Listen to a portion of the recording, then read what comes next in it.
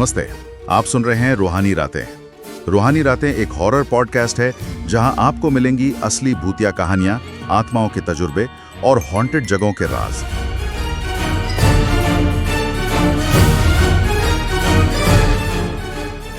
कहानी का पूरा आनंद लेने के लिए हेडफोन का उपयोग करें और बत्तियां बंद कर दें, क्योंकि ये वक्त है रूहानी रातों का।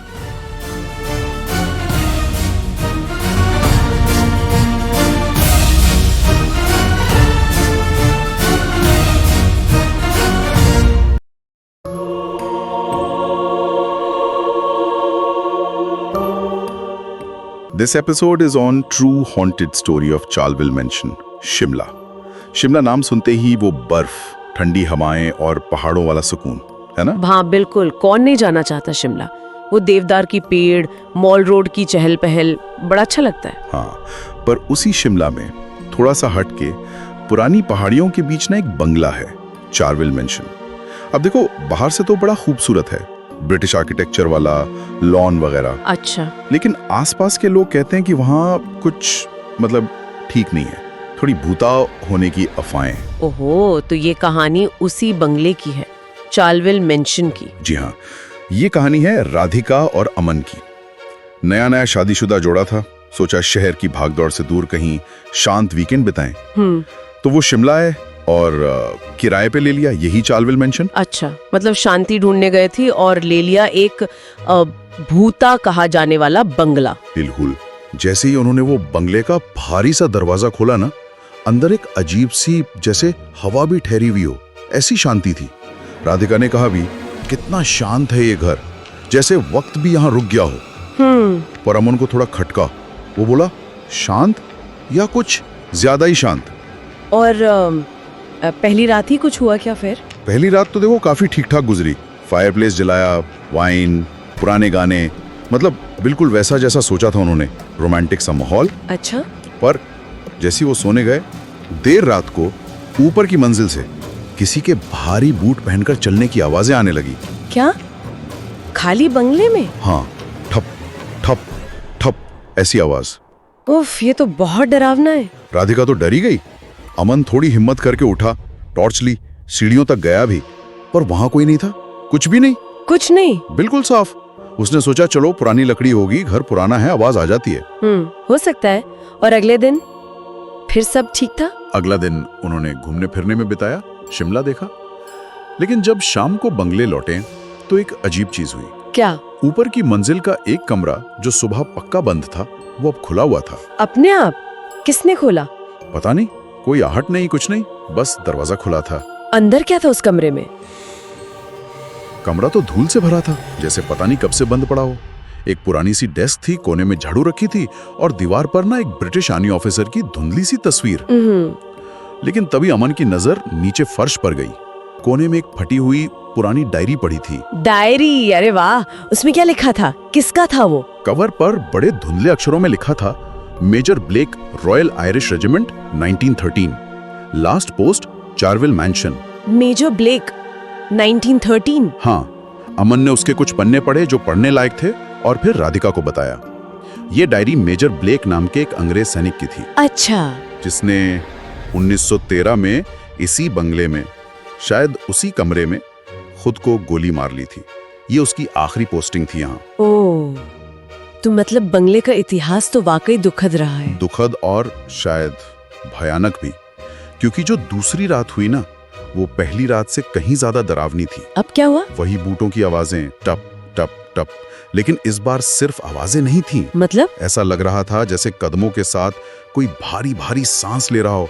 बहुत धीमी फुसफुसाहटें सुनाई दे रही थी और दीवारों पर ना अजीब सी परछाइयां, जैसे कोई चल रहा हो। अरे बाप रे, ये तो बहुत ज्यादा है।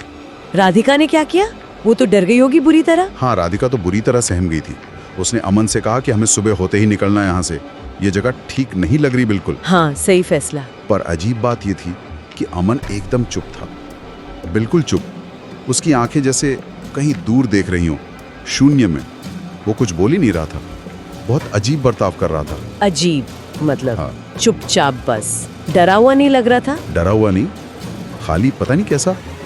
रात के कोई 2:30 बजे होंगे, राधिका की अचानक आंख खुली। उसने देखा अमन बिस्तर पर नहीं है। वो घबरा गई। आवाज दी, अमन अमन। कोई जवाब नहीं। कहाँ गया वो? उसने टॉर्च उठाई, पूरे घर में ढूंढा, नीचे कहीं नहीं मिला। फिर वो डरते डरते ऊपर गई, उसी कमरे की तरफ जहां डायरी मिली थी। उसी कमरे में? हाँ। कमरे का दरवाजा थोड़ा सा खुला था। उसने अंदर झांका। क्या देखा? अमन कमरे के बिल्कुल बीच में सीधा खड़ा था, एकदम मूर्ति की तरह, हिल भी नहीं रहा था। हे भगवान! राधिका ने धीरे से पुकारा, अमन तुम यहाँ क्या कर रहे हो? उसने जवाब दिया इस बार? जवाब आया, पर वो आवाज वो अमन की थी ही नहीं। क्या मतलब? एक भारी, बिल्कुल अपरिचित सी आवाज, अच्छा। थोड़ा अंग्रेजी लहजा लिए हुए बोली, sir I have return to duty. क्या? ये कौन बोल रहा था? राधिका के तो होश उड़ गए। वो अमन लग ही नहीं रहा था। उसके हाथ कांप रहे थे, पर उसने जैसे तैसे हिम्मत करके ना अपने फोन की रिकॉर्डिंग ऑन कर ली। अच्छा किया। वो थोड़ा पास गई, फिर पूछा, अमन तुम ठीक तो हो? तब अमन धीरे से मुड़ा। उसकी आंखों में एक अजीब सी खाली चमक थी। और उसने राधिका को देखकर कहा, तुम्हें यहां नहीं होना चाहिए। This post is for soldiers only. बाप रे! इसके बाद राधिका एक पल भी रुकी होगी क्या वहां? बिल्कुल नहीं। वो चीखते हुए नीचे भागी, अमन को वहीं उसी हालत में छोड़कर, और उसी रात पता नहीं कैसे टैक्सी वगैरह करके शिमला से निकल गई, अकेली। अकेली? अमन को छोड़कर? हाँ, इतनी डरी हुई थी वो। और उस रिकॉर्डिंग का क्या हुआ जो उसने ऑन की थी? क्या उसमें कुछ आया? हाँ, कुछ हफ्ते बाद जब वो दिल्ली में थोड़ी ठीक हुई, थोड़ी संभली, तो उसने अपने एक दोस्त को वो रिकॉर्डिंग सुनाई। क्या था उसमें? रिकॉर्डिंग में पहले तो अमन की वही बदली हुई भारी आवाज साफ सुनाई दे रही थी, sir I have return to duty. फिर राधिका की वो डरी हुई आवाज, और फिर जब सब जैसे शांत हो गया, आखिर में एक बहुत ही धीमी, एकदम सर्द फुसफुसाहट रिकॉर्ड हुई थी। फुसफुसाहट? किसकी? वो कह रही थी, she shouldn't have left, I was waiting. उसे जाना नहीं चाहिए था, मैं इंतजार कर रहा था। लेकिन और ये आवाज ये अमन की बिल्कुल नहीं थी। रोंगटे खड़े हो गए मेरे तो। ये आवाज किसकी थी फिर? पता नहीं। कहते हैं चार्लविल मेंशन आज भी शिमला की उन पहाड़ियों पर वैसे ही खड़ा है, वीरान।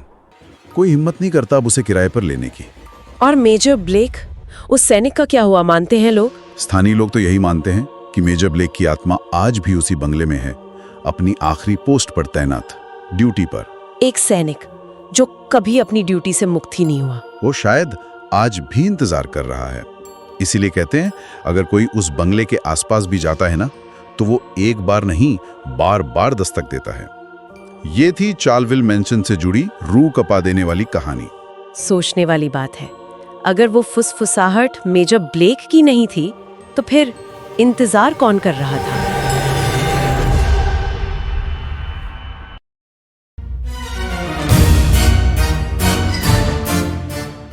सुनने के लिए धन्यवाद। आप रूहानी रातें सुन रहे थे। रूहानी रातें हर शुक्रवार और शनिवार YouTube पर, और हर शनिवार और रविवार Spotify पर सुनें।